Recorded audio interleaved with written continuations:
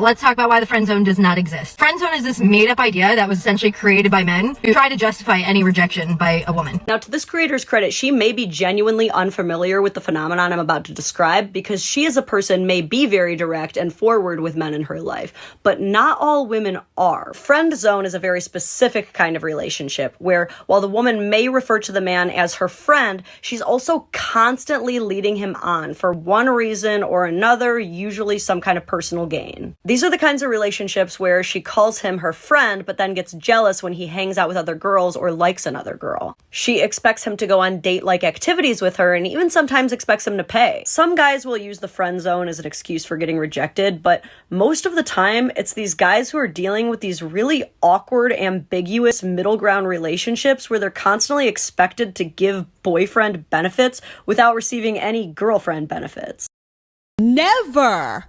Never suggest to a woman that you're interested in that if things don't work out, we could be friends. That is so horribly unattractive.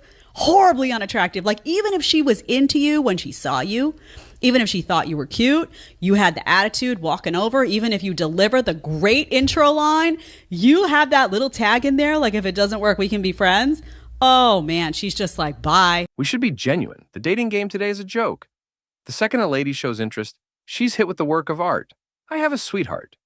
Like it's a mysterious safeguard to evade her. Also, very much like that, she eases off. No inquiries posed. Yet, shouldn't something be said about men? We're around here doing the truly difficult work, keeping the discussion alive, bringing the appeal, taking the primary action. And for what? A shrug, a dry, much obliged, or more terrible radio quietness. It's disproportionate, tireless, a bazaar where men are the primary demonstration, carrying out flaring, pointless tasks, while ladies sit back, scrutinize, and contribute close to nothing.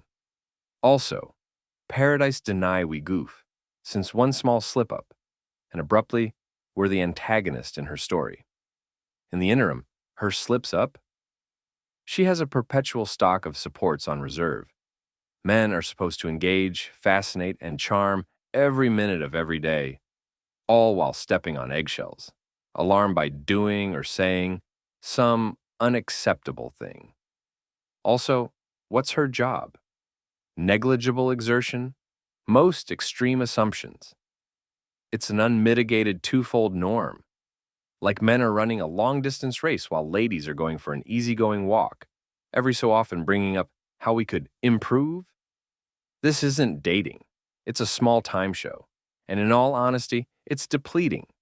I have a comment about the body count thing. I think it's like crude to talk about that. If a man had been prosecuted multiple times for domestic abuse, would you consider that to be something which was pertinent for you to know? Yes. How come? It doesn't mean that he's because going he to has domestic. Hang on. It doesn't mean that he's going to domestically abuse you. Why do you feel like it's pertinent for you to know that information? Because it's like informed consent. You know, like I need to know that that's a potential risk in my relationship. Right. So because it's throwing out red flags for risk, right? Why would body count be any different than that? Because are you talking about risk as far as STD? Because there could be not just safe STDs, sex or, but there's all sorts of other risks which come with it. So the thing is that as we look at the details here, we're using risk assessment models, right? We're trying to assess risk for the same reason that you would want to disclose to you if a man had been charged and is guilty of domestic abuse.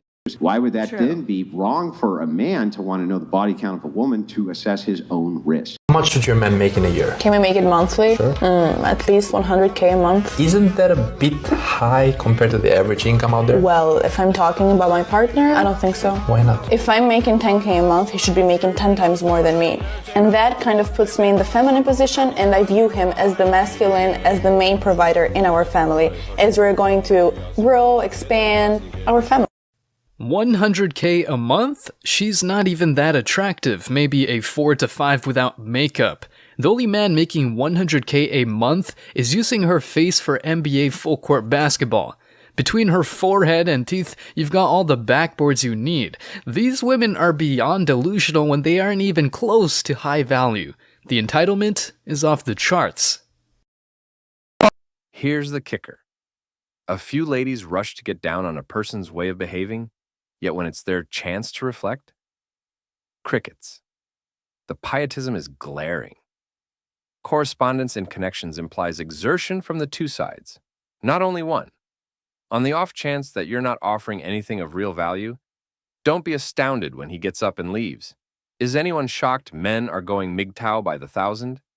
The dating scene is manipulated.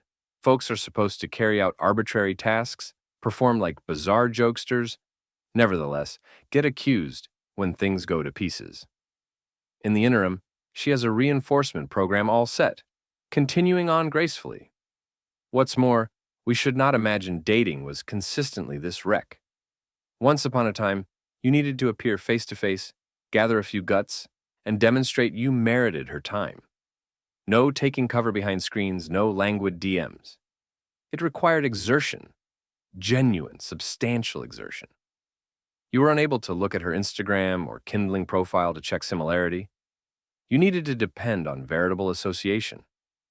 Nowadays, it's a languid swipe or a weak DM that gets left unread.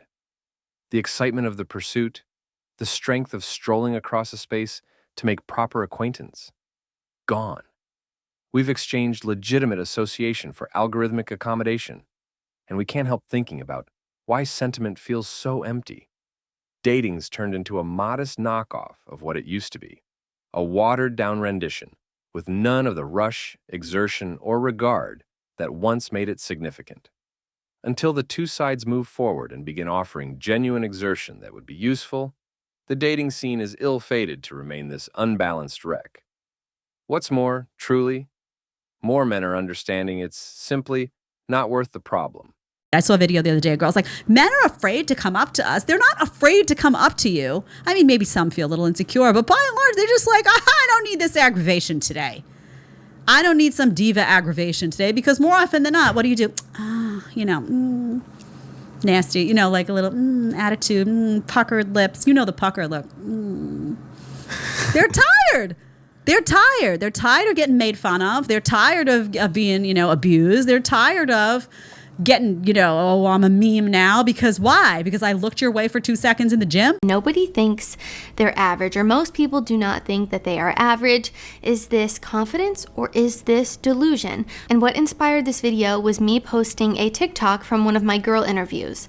To say the comments were concerning and eye-opening is actually an understatement. So now let me read some of the comments to you. Average has nothing to do with me. Some of us don't want to be average. LOL, okay, but these are based on averages and I'm not looking for an average man. I don't give an F. I want my man to be pulling 500K.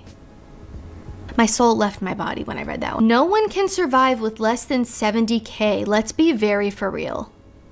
Are we okay? If you can't survive on 70K, you have a spending problem. And that wraps up today's episode of Manosphere Daily. If you enjoyed the content, give it a like. Be sure to subscribe and hit the notification bell so you're notified as soon as a new video is out. Share your thoughts in the comments below. See you all tomorrow.